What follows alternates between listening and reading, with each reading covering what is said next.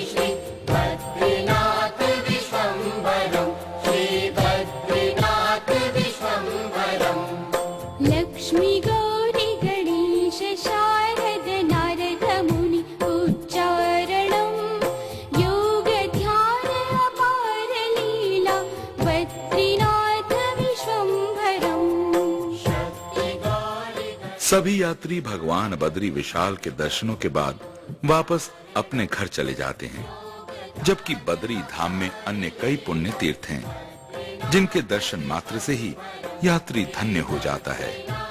तो आइए अब हम आपको बद्री धाम के अन्य तीर्थों के दर्शन कराते हैं।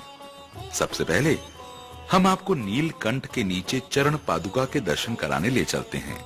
श्री बद्रीनाथ मंदिर की दाहिनी ओर ऋषि गंगा की तरफ 2.5 किलोमीटर की दूरी पर चरण पादुका है। एक बड़ी ही सुंदर पगडंडी आपको नीलकंठ पर्वत की ओर ले जाएगी। श्रीमन्नारायण नारायण हरि हरि।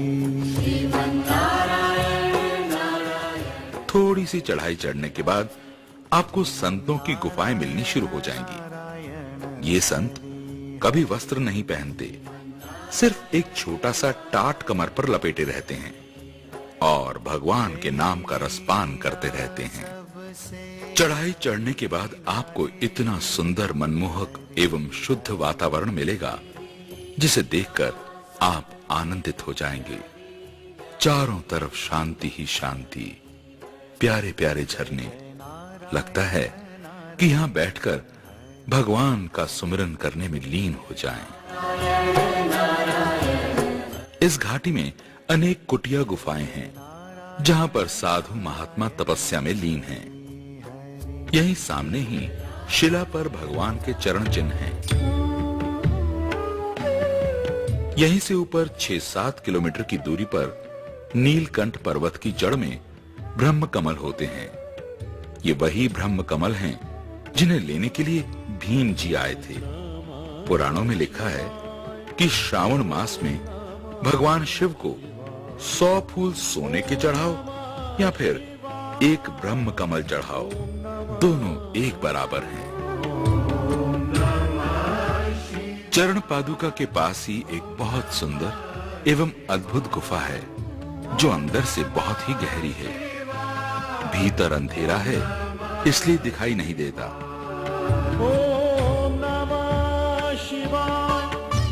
ये गुफा आधुनिक है। ये भारती बाबा जी 12 महीने श्री बद्री धाम में ही रहते हैं। सामने ऋषि गंगा के पास एक शिला है। इस शिला को लीला ढुंग के नाम से जाना जाता है। यहाँ पर भगवान नारायण ने बालक बनकर लीला रची थी, इसलिए इस शिला को लीला ढुंग के नाम से जाना जाता है। यहीं पर बामणी गांव है और गांव के ऊपर ये छोटा सा मंदिर उर्वशी मंदिर है। इस उर्वशी देवी को श्री नारायण ने अपनी जंघा से उत्पन्न किया था। ये नर पर्वत है जहां पर नर ने तपस्या की थी।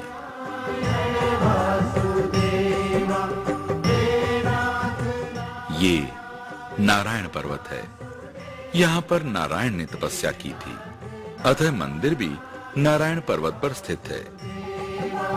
बसा हिमालय पर उत्तर में पावन बद्रीनाथ, नारायण ने यही तपस्या की थी नर के साथ। नर नारायण भगवान के 24 अवतारों में से चौथे अवतार हैं और ये अवतार जन कल्याण हेतु तपस्वी का रूप धरकर आए। अतः द्वापर में यही नर और नारायण श्री कृष्ण और अर्जुन बनकर आए। प्रिय भक्तों, अब हम आपको एक दिव्य तीर्थ के दर्शन कराते हैं। यह तीर्थ ब्रह्म कपाल के नाम से जाना जाता है। यहाँ पर यात्री अपने पितरों को तर्पण व पिंडदान करते हैं। यहाँ पर पिंडदान करने से 7 पीढ़ियों तक के पितृ तृप्त हो जाते हैं। अतः यहाँ पर पिंड प्रदान करने के बाद मनुष्य को फिर कभी पिंडदान नहीं करना पड़ता। इस तीर्थ की कथा इस प्रकार है। जब भगवान शिव ने ब्रह्मा जी का 5वां शीश काट दिया था, तो भगवान शिव को ब्रह्म हत्या का पाप लग गया था और ब्रह्मा जी का शीश शिव के हाथों पर चिपक गया। अतः भगवान शिव ने इस पाप से मुक्त होने के लिए अनेकों उपाय किए, नाना प्रकार के तीर्थों पर गए, परंतु भगवान शिव ना तो ब्रह्म हत्या से मुक्त हुए, ना ही उनके हाथों से ब्रह्मा जी का शीश छूटा।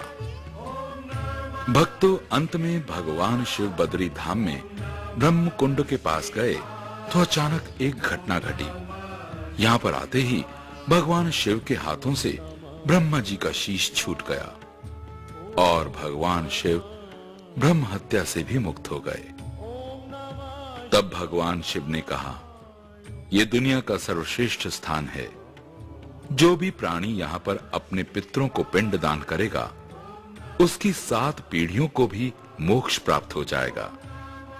अतः यहाँ पर पिंड दान करने के बाद मनुष्य को दोबारा अपने पितरों को पिंड दान नहीं देना पड़ता। इसलिए यात्री यहाँ आकर अपने पितरों को पिंडदान जरूर करते हैं। अब हम आपको लेकर चलते हैं बद्री धाम से 3 किलोमीटर की दूरी पर माणा गांव। शास्त्रों में इस गांव को मणिभद्रपुरम के नाम से जाना जाता है। प्राचीन काल में यहाँ गांधर्व रहा करते थे। इस गांव के लोग बड़े ही कर्मठकारी होते हैं। यहाँ के लोग घर घर में बड़े ही सुंदर कालीन और पूजा आसन बनाते हैं, जिन्हें यात्रीगण खरीदकर घर ले जाते हैं। यहाँ के लोगों का रहन सहन, पहनावा, रीति रिवाज एकदम भिन्न है। इनका कुल देवता घंटाकर्ण है, जो भगवान बद्री विशाल के क्षेत्रपाल हैं। माणा गांव के पास ही गणेश गुफा है। यात्री यहाँ पर दर्शन हेतु आते हैं। यहाँ की कथा इस प्रकार है। भगवान वेद व्यास जी को पुराण लिखने के लिए एक अच्छा लेखक चाहिए था, तो उन्होंने ब्रह्मा जी की स्तुति की। तो ब्रह्मा जी ने वेद व्यास जी को गणेश जी का आह्वान करने को कहा। तो वेद व्यास जी ने गणेश जी का आह्वान किया तो गणेश जी प्रकट हुए। अतः वेद व्यास जी के अनुरोध प्रार्थना करने पर श्री गणेश जी वेद व्यास जी के लेखक बने। भक्तों, ये वही स्थान है जहाँ पर गणेश जी ने पुराणों का लेखन किया।